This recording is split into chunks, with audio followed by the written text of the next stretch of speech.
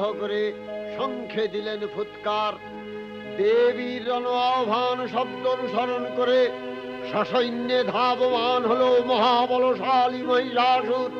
অসুররাজ লক্ষ্য করলেন মহালক্ষ্মী দেবীর তেজ প্রভায় ত্রিলোক জ্যোতির্ময়, তার মুকুট গগন চুম্বন করছে, পদভরে পৃথ্বীয়ানতা আর ধনুকটঙ্কারে রসাতল প্রকম্পিত।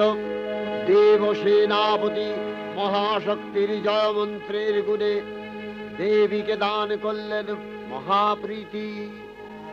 নমো চণ্ডী, নমো চণ্ডী।